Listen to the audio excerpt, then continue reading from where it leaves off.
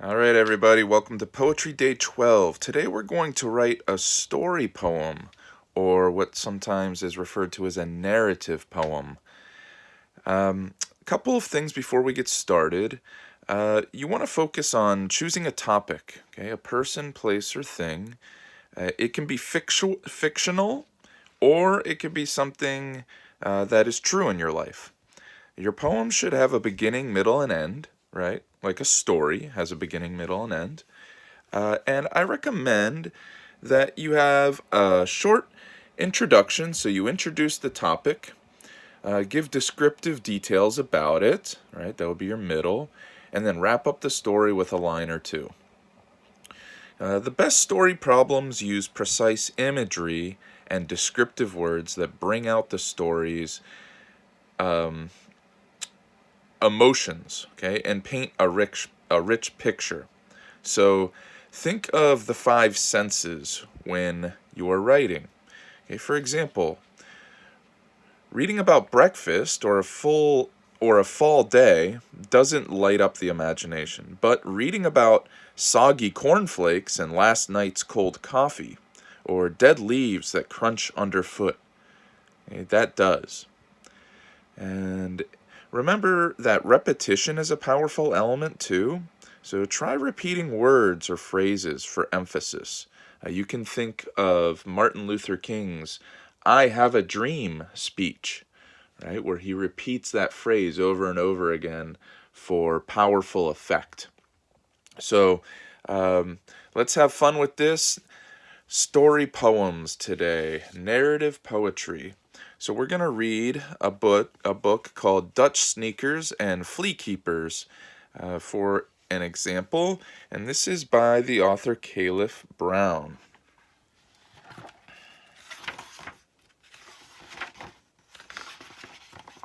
So the first story here is called Dutch Sneakers. My Dutch wooden sneakers from Holland, the grooviest shoes on the block. I love 'em so much. Did I mention they're Dutch? I don't care if it hurts when I walk. My Dutch wooden sneakers from Holland, handmade out of some sort of pine. They creak and they squeak and they constantly leak, but I just can't believe that they're mine. Okay, let's analyze this really quick. So, did you notice repetition? Where do you notice that? My Dutch wooden sneakers from Holland. That's in the first stanza and the second stanza. My Dutch wooden sneakers from Holland. Okay, what do you think the topic of this poem is? All right, a person, place, or thing. Well, this story is about Dutch sneakers. Okay, do we have an introduction? Let's see. Well, they're the grooviest shoes on the block. I love them so much. Did I mention they're Dutch? Okay, we also have some rhyme here, which is nice. Block, walk, much Dutch. Okay, and the intro is how much this person, this character, loves their Dutch wooden sneakers, right? The middle is a description of them, okay? They're the grooviest shoes. That's a description. They hurt when I walk, but I don't care. They're handmade out of some sort of pine, right? Descriptive words, not just wood, but pine, okay? They creak and they squeak. Ooh, creak and squeak. Those sound, that's like descriptive five senses, right? Onomatopoeia, creaking and squeaking. And they constantly leak. Okay, that's more description. But I just can't believe that they're mine. So we have a wrap up there. So it's the end, okay? Beginning, middle, and end, just like a story. Okay, let's read another one. This story is called Moon Reunion. Moon Reunion. Oop, let me get my finger out. Where is that? Okay. Moon Reunion. Moon Reunion. In deep outer space. Galaxy 7. Here's what takes place. How's that new orbit? Your crater's looking great. Haven't seen you for eons. Sorry I'm so late. Who invited that asteroid? What's up with Mars? Please introduce me. I love meeting stars. Okay, let's analyze this for a quick second here. So, what's the topic of this story? Well, the person, place, or thing is a moon, right? Or moons. Okay, and their purpose is to reunite. Okay, so we have an opening, right? An introduction, moon reunion in deep outer space setting. Okay, Galaxy 7. Here's what takes place. Great. Now, this is conversational, which is really cool. So you notice that the different moons are talking, so they are put in quotations, right? Whenever a character in a story speaks, you need to quote them. So we have some quoted lines. That's the middle of the story, kind of says that they're all greeting each other. And then the end is one of the moons knows that there's a planet there and wants to meet stars. Okay. We have some rhyme with Mars and stars, and some good descriptive words here. Okay, like we know that moons have craters. They're talking about eons for time. Who invited that asteroid, right? Because an asteroid's not a moon. What's up with Mars? So, yeah, have some fun with it. Okay. This next story is called Ulf, and it's about, you guessed it, a pirate. But he's not just any ordinary pirate. We're about to find out. Okay? So our subject is a pirate in this case, and this pirate has a name. So he's our character. Ulf is a terrible pirate with a rabbit instead of a parrot. He couldn't afford the usual sword, so he has to get by with a carrot. Ulf makes a racket wherever he goes, screaming, "Shiver me fingers!" and "Off with your nose!" His leg has no peg, and his beard isn't blue. But Ulf is a pirate. I'm frightened, aren't you? And you can see he's got this patchwork jacket here. He's got a rabbit instead of a parrot. He's got a carrot instead of a sword. Right? Ulf is an unusual pirate indeed. Okay. So beginning, middle, end, descriptive words, rhythm, rhyme. How many stanzas did you notice? 1, 2, 3. Does each stanza... They're about the same length, right? They have kind of the same feel to them. And, descriptive words. Also notice if there's going to be speech, if any character says something, right, which we've noticed a couple times, you need those quotations. Don't forget your quotes, okay? Don't forget your quotes. Okay, let's read Tattlesnake.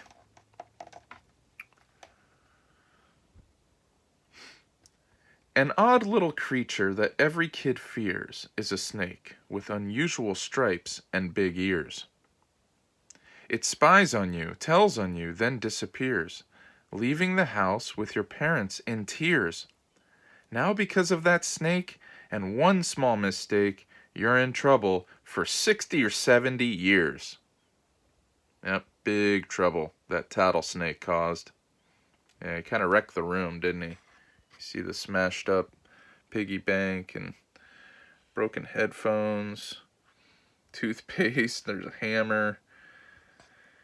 Yeah, or maybe that's just the kid's room.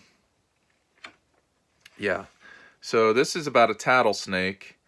You can notice that this is fictional, right? This is a fictional story, clearly. We got rhyme, some good rhythm in there. We've got an introduction. An odd little creature that every kid fears is a snake with unusual stripes and big ears. That's the intro. Okay? Here's the middle. It spies on you, tells on you, then disappears. Right? Leaving the house with your parents in tears.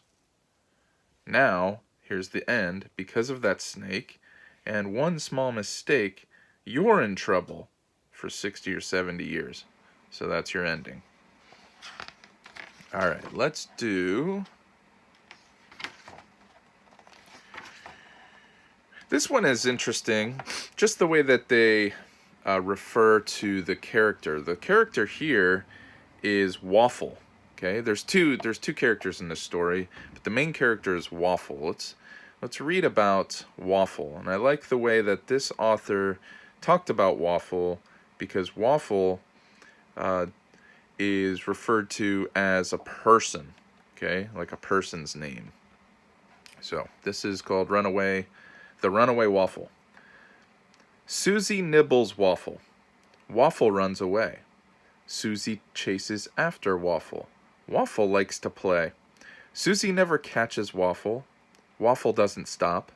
Susie gets all tuckered out and drinks a bottle of pop. So, talking about repetition, right? Repeating that word waffle in almost every line. And this has very distinct rhythm to it. Notice the form only has 2 stanzas, 1, 2, and there's a distinct ending to this. Susie gets all tuckered out and drinks a bottle of pop. So we know that the poem story is over. Okay, I'm going to focus on having a clear ending. This one is called Flea Keepers. This one is called Mysterious Fish. Let's read this. Mysterious Fish. Mysterious fish tank, mysterious fish. Green like asparagus, flat like a dish. Toss in a peppercorn, then make a wish. Mysterious fish tank, mysterious fish. What uses like or as to compare two things? That is called simile, right? When two things are being compared using the words like or as. So we have simile in this poem. We also have repetition, mysterious fish, right? Mysterious fish tank. Now here is simile. Green like asparagus. Flat like a dish. That's good simile, comparing the fish to asparagus and the fish to a dish. Toss in a peppercorn, then make a wish. Right, so that's kind of nice imagery, right? Because usually we toss in money into a fountain to make a wish, but in this case, you can toss in a peppercorn and make a wish. Maybe this mysterious fish likes to eat pepper. Mysterious fish tank, mysterious fish. So you notice the beginning of this is really nice. The way that they have this 2 lines that repeat at the very beginning and the very end. So that is pretty cool repetition there. 7 bad teeth. Look over yonder. Well, what do you know? 7 bad teeth in a row. Down in the mouth where there's no place to go. They already have cavities, 13 or so. But these teeth aren't so bad. Like me and like you, they just need a cleaning and something to chew.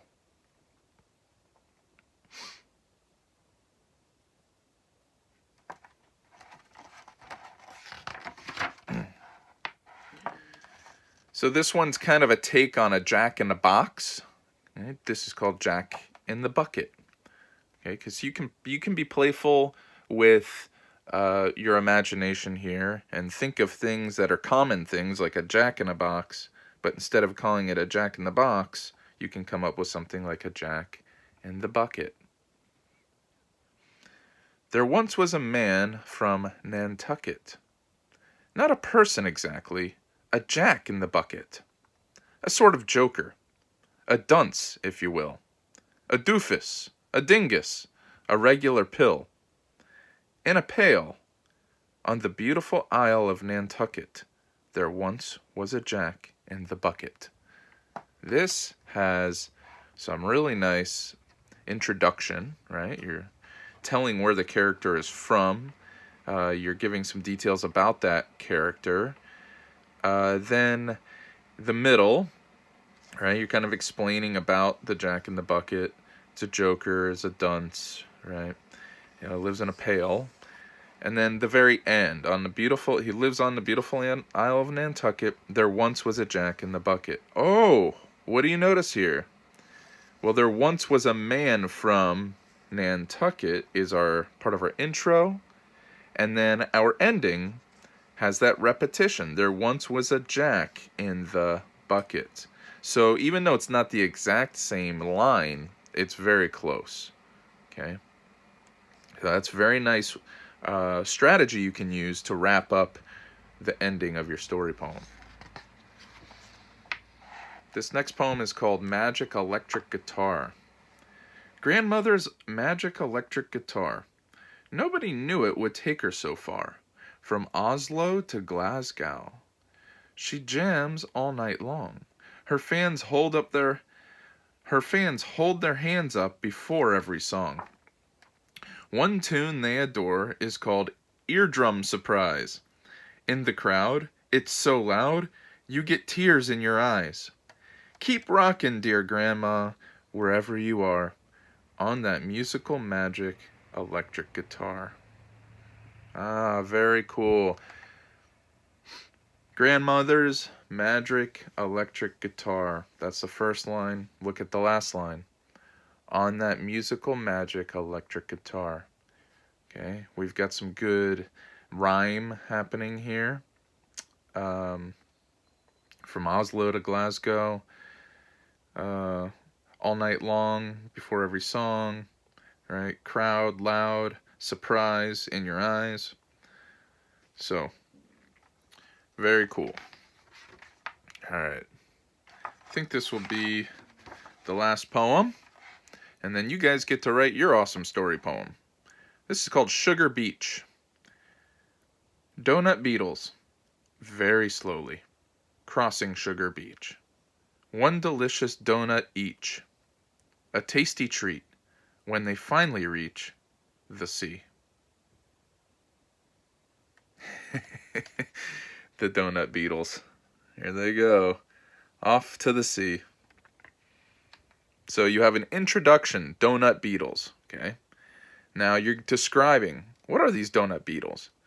They're very slow, okay, as they cross Sugar Beach, okay, with one delicious donut each. A tasty treat when they finally reach the sea. Yum. All right, have fun with this. I hope you have a great day. Adios.